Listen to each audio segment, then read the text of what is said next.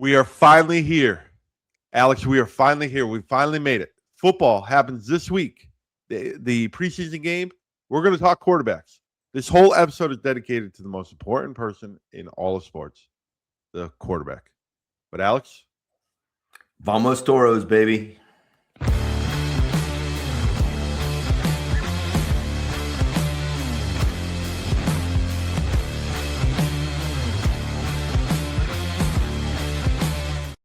Welcome, everyone, to Toro Talk, the official show of the San Antonio Toros. Our partners, Complete Care, South Texas Spine and Surgical. We appreciate the partnership.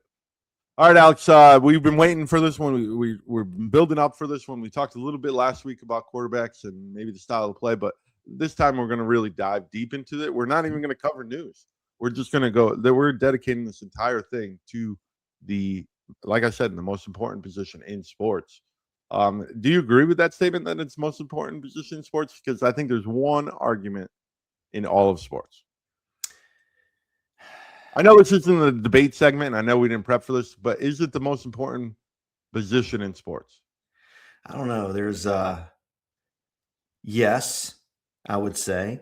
And typically in high school, you put your best athlete, I think, at quarterback. But I played quarterback in high school too, so I'm wondering if that kind of blows that theory all to, Well, you played back in wishbone offenses. Oh, we threw it. We threw the ball. We threw the football. We were four wide. We were four wide before it was cool to be four wide. We were trendsetters. But yeah, we put the thing in the air 40 times a game. So we were throwing it. That's where the love from offense came from. But to get back to your initial question, yes, I think especially in this day of football, with the so many of the quarterbacks being dual threat. Yeah, they have to be outstanding athletes. I think goalie for hockey is the only position that you can make an argument for, because if your goalie's bad, you're going to be bad. It doesn't matter how many goals you score; he's going to give up 30. So that's just my argument. I know it's not the debate part. I know we didn't prep for this, but that's the only position that I can compare to it. Yeah. I had a hockey guy tell me your best skaters are your goalies. I'm like, what? And said, yeah, they have to be the best on their skates because they jump down, they get up, they move. They really have to be good on their edges and stuff. So you might be onto something, Brian. All right. You call me Brian, so I'm a little scared here. All right, let's dive into the quarterbacks. We talked about Kelvin Durham and Nate Hayden and Will Arndt. I'm going to start with Nate Hayden. Okay. Because I think this is an interesting one. I think this is kind of he throws the ball. He's a good decision maker. Obviously, he signed with the IFA team, right? The San Antonio team. What do you think about Nate Hayden? Because this is a small school guy, NAI, JUCO. Like, what do you think about him as a quarterback in this system? Obviously every system's got a different style of quarterback, game manager, whatever. What do you think about Nate Hayden in this system? Yeah, big arm. And, he was at Presbyterian College as well before finishing up at Southeastern University down in Florida. Big arm, good speed, athletic. So I think it kind of goes back to your argument a bit from last week's debate about will we see more run game in this version of the air raid? Certainly he fits that bill. Good game manager, smart guy. We'll see how that translates to the air raid. All right, let's go to Will Arndt, the veteran, right? He's born in 1993, right? From Newtown, Connecticut, right down the road from where I was born. Western Connecticut State, D3 guy, CFL guy, so I know you're a big fan of him. But how about Will Arndt and being 34, 35 years old during the season, or 33 years old? What do you think about that? Because typically we've talked about, 26, 27 is kind of the oldest guy on the team outside of this quarterback. Like, is he just going to bring the experience, be an extra coach? Is he going to be does he have experience in this air raid? Talk about Will Arndt. Yeah. And I know we'll touch on this again later in the show, but he was with the Ottawa Red Blacks, started games with Ottawa. So he's going to know the Canadian system inside and out. And it is a very different game. We've talked about that on some of the other shows. Coach quarterbacks for the Edmonton Elks, kind of when he was, in between actually playing in the COVID years. And a live arm, big guy, threw for a lot of yards up at up at what was it, WCSU. Yeah, Good Division III program up there. But we'll have that debate a little bit later on who starts and whatnot. But I think this is a great signing. He's going to really be able to help the other guys too because of his experience as well. So kind of a maybe an added coach on the staff, if you will. You a big fan of the Red Blacks? Yeah, I kind of like them. I always liked the Ottawa Rough Riders back in the day. Then they went away, and then they've kind of had a couple franchises that came in and out. But the Southsiders, I guess, are a pretty wild fan base up there in Ottawa, and I've wanted to go to a game and sit on the South Side and get rowdy with them. There you go. All right, and then Kelvin Durham, we talked about him last week, the dual threat. I like this kid a lot. He's younger. He's the youngest one in the room. He just finished college. What do you think about, because we didn't really get your opinion on Kelvin. So what's your opinion on Kelvin? 6'3", 211, dual threat. And I like a true dual threat. So a guy who can run the football, who can throw the football. And I think that just always, we've talked about it before, it creates a lot of problems for defenses. Now, how much that changes the scheme of the air raid, I'm not 100% sure. But, I always like to have a quarterback who can make things happen with his feet. When things break down, can make a play out of it. So this was a very good addition to the quarterback room, I think. We talked a little bit about Lance Lysandra as well. Remember the guy on our first show that's with the receivers? He can also plug in there at QB too. Kelvin, when I saw this signing, kind of reminded me of that kind of player. Maybe Kelvin throws the ball a little bit better because he did put up good numbers in the CIAA, which is really good football too. Yep. So in a grade of A through F, what do you think about this quarterback room, and especially when you compare it to other teams in the you don't have to compare it directly to the other teams, but like the talent in this room, like what compare it to the other teams in the league? It's layered. So I'm going to give it an A. I think we have, I see.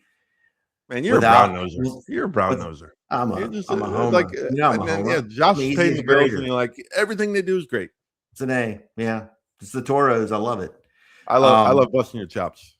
By the way, because I agree. I'm used to it. Yeah, makes the show fun. That's why people watch. No, I think it's a nice mix. I think you've got guys who can throw the football, all three of them. I think you've got two mobile quarterbacks in Nate and Kelvin who are going to pose some trouble. Younger guys with a lot of upside. And then you got Will Arndt, who's going to know the Canadian game. He's got a big arm. So I like what they've put together in the quarterback room. And we're going to find out against the Tennessee Hornets in that preseason game. We'll see them all. We'll see all three. We talked about this a couple episodes ago. You know what? I'm going to save this one because I think you're going to go really deep. We're going to first hear from South Texas Spine and Surgical Hospital. South Texas Spine and Surgical Hospital, an outpatient center, is named one of the top 5 hospitals in the state of Texas for joint procedures. Our integrated approach ensures a smooth journey from diagnosis to recovery. We are a tradition of excellence and a legacy of caring. Thank you to South Texas Spine and Surgical Hospital for partnering with the Toros. All right, Alex, I want to get I think you can go on for about 7 minutes with this question. We did not prep for this, so I'm just letting you know. So with the continental shift rules in the fourth quarter, this is just popping my head listening to you talk. Do you think they're going to play with that 20-second play clock after looking at this the quarterback room as complete? Do you think it's going to be hurry up, and maybe start to see, Arndt maybe be, and we're going to save our predictions for who the starting quarterback is, but maybe the first half when the game's a little bit slower, you go with a guy like Arndt, and then the second half you start ramping it up with Hayden, and then I'm just to figure it out because we know Cam's short. They brought in all these 3 guys because they like all 3 guys. They don't just bring in guys just to pay guys. Do you think continental shift rules kind of changed that vibe of how the game is managed from the quarterback position? I'm going to say, yes, it changes the rules for most teams. I'm going to go back on what I said on an earlier show where I said, let's wait and see. I'm making the prediction right now that we're going to play fast the whole way. I think we're going to be inside of that 20-second clock for 4 quarters. And the reason I say that now is when I go back again, I think about Coach Mummy. I think about Coach Bedwell's ties to Coach Mummy. And I think about all the way back to Iowa Wesleyan when the air raid first made its appearance. It was about getting more plays and playing fast. So I think we're going to play fast for 4 quarters. That's going to be the team we have. So do you think we see all 3 quarterbacks at some point of obviously through the preseason game? But I'm saying, is that going to be part of the game plan where like maybe you get a quarter because it's sped up a lot? Maybe you get or do you think it's just going to be like the traditional way, one guy and then the backups? I think we're going to land with one guy and just do it that way. I see advantages. I used to think when you have a second quarterback, you want to bring him in for a series every now and then, especially maybe a different package. You force the defense to prepare for it. That takes away from their prep time. I kind of like that. If there's something specific you want to get in, but for me, it's just the continuity of it all. I think you go with your guy. I think the one thing I will say though, and quarterbacks around the world probably hate me for it, you have bad days as quarterback. Sometimes you're just off and a coach will say, I'm sticking with my guy. I'm showing confidence. Sometimes it's not good to stick with your guy. Sometimes guys having a bad day and you need to get him out. We're not all going to be good on every day. And I think it's nice to have backups. It's curious to see how Coach Bedwell handles it. I could see potentially for, if there's a run heavy guy, let's say Kelvin shows that he can, really be good in that run game out of the air raid. So we spread him out and, we snap it to Kelvin. Maybe we put in a package for him where it's like on the 3rd series, Kelvin comes in and runs the football. But I think they'll settle with the guy. That's just my sense. So all 3 guys typically have had experience in some type of air raid. How important is it for the team to have a quarterback room full of guys that have air raid experience? It's a great question. Certainly doesn't hurt. But I think when you look at the air raid offense, and it's the beauty of it, and I think it's why it's going to be so effective for us. The air raid beauty is in the simplicity. Yeah. So, literally I could see that very first practice, so it helps if the quarterbacks have played in this, obviously. But, that first practice, they'll probably take them out on the field. And as elementary as this sounds, they'll show them that, hey, the field is, 53 1/3 yards wide and it's 120 yards long counting the end zones. And here, we're going to be attacking these different areas in the field. When we talk top of numbers, that's 10 yards from the sidelines because a lot of these routes will be based on landmarks on the field. So I think if quarterbacks kind of understand that, that certainly helps. But, the concepts are so easy in this offense and the reads are so, I think, fairly easy in this offense. And then you're talking about a condensed playbook. You talk about your vertical game, you're probably talking, 4 or 5 plays. And the quick game is going to be another 2-3 screens. And then you're going to have a couple of runs. When you look at the offensive line, they're going to have an odd protection and an even protection. And that's about it for pass protections. Yeah. So, I think the install is going to be pretty easy.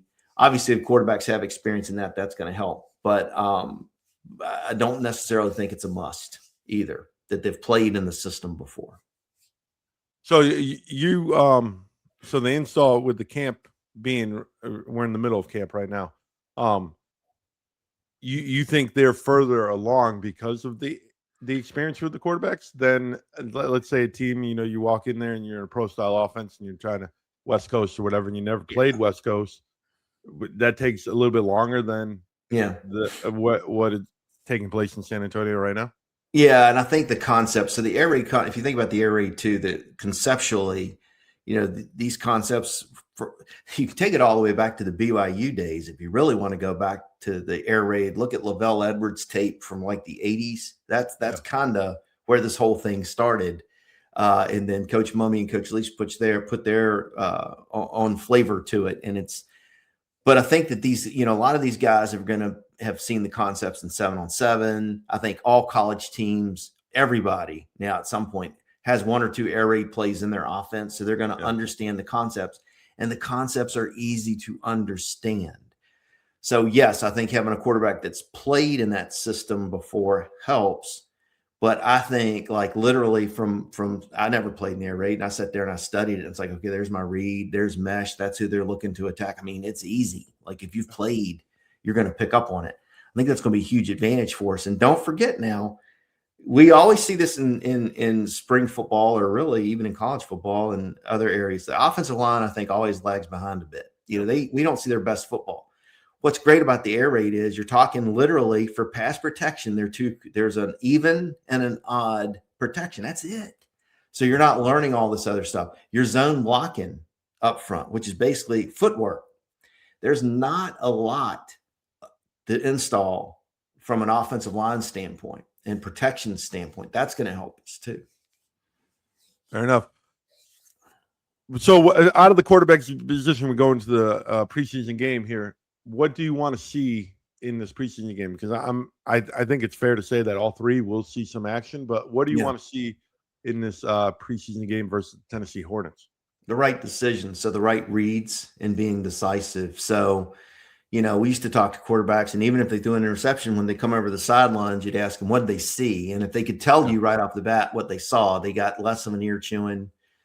See, that was rated PG. An ear chewing than they would have gotten if they kind of hem-hawed around. Yeah. So decisive with where to go with the ball. I think that's going to be. I think the timing and the other things, that's going to improve as the season goes on. But just having an understanding of where they want to, what they were trying to do, even if they were unable to do it, Fair enough. All right, when we come back in our debate segment, Alex and I will tell you why one guy will be the starting quarterback. But first, a message from Complete Care.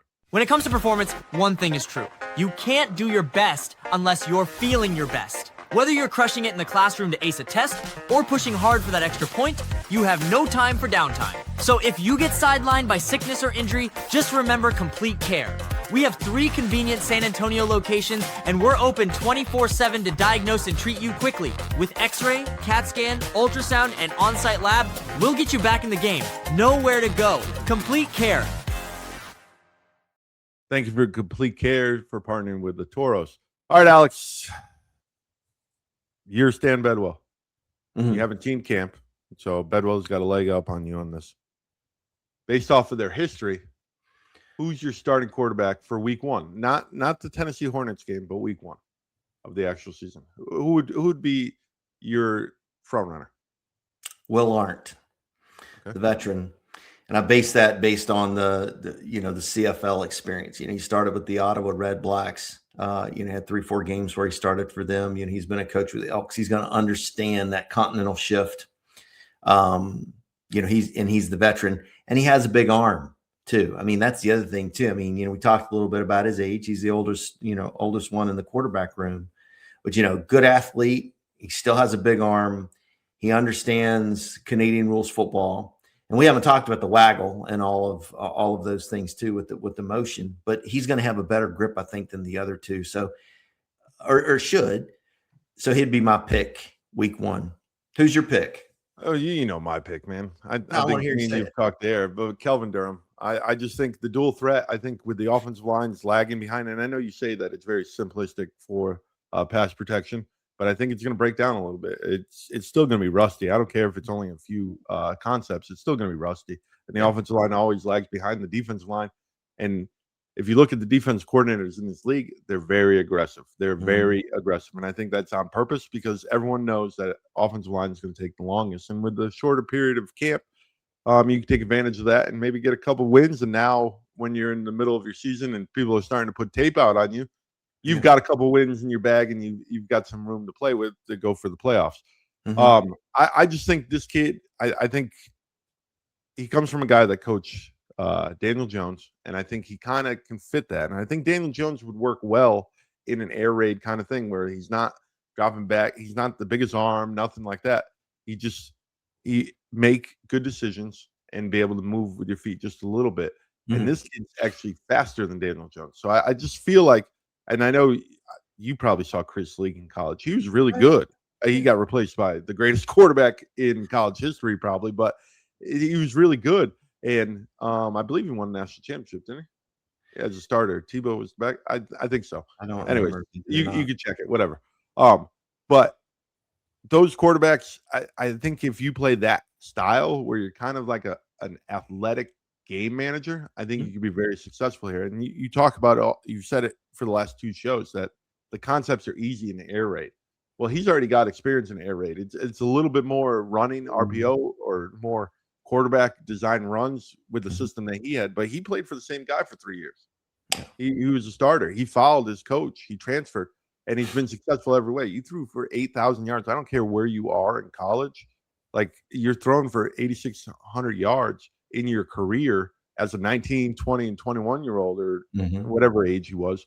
And I just think that you've got it. Now, is he NFL talent? I don't know.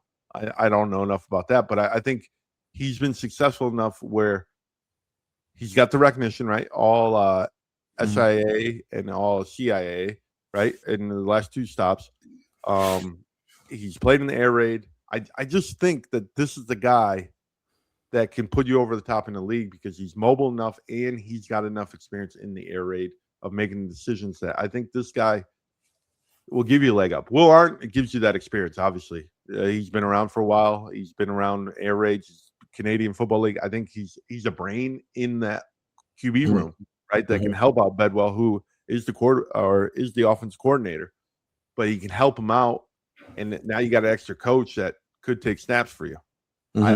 I just feel I know you like to lead with the older guys because of your age. I get it. I get the experience, but I just think Durham gives a different dynamic to this team, and I think you can take advantage of that.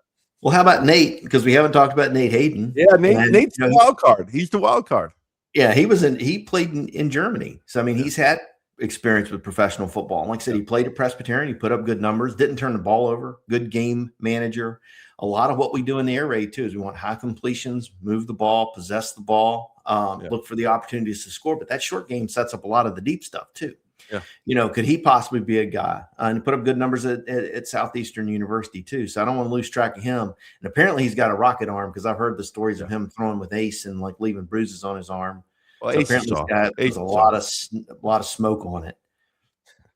Well, and that is an excellent point with this wide receiver group, because I think this wide receiver group, if you break down by position when you're comparing the whole league, I think the Toros have a large gap between the next team in the wide receiver room. They're that much better. So I think they're dynamic. So maybe you do go with a guy like Hayden, and he could throw. He's got mobility. He's not as fast as Durham, but like he's got great mobility. He can throw the ball, and now you have those. You're using the legs, plus you've got you're able to use the wide receiver room a lot better, and that wide receiver room is dynamic, man.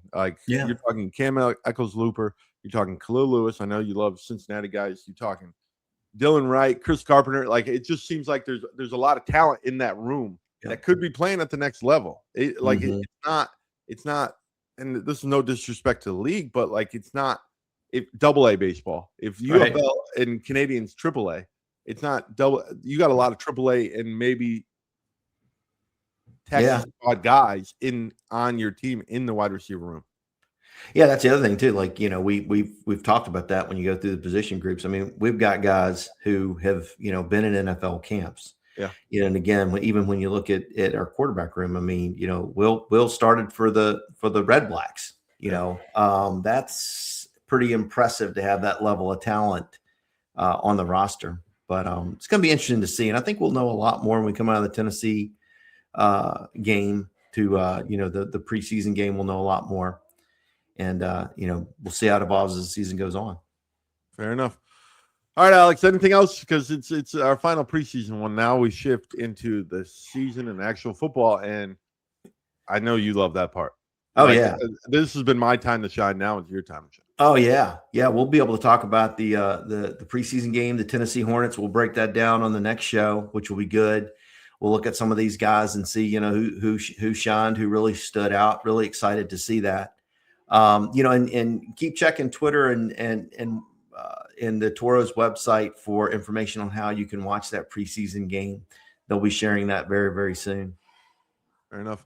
All right, for Alex Allman, I'm Brian Webster. This has been the last preseason Toro Talk.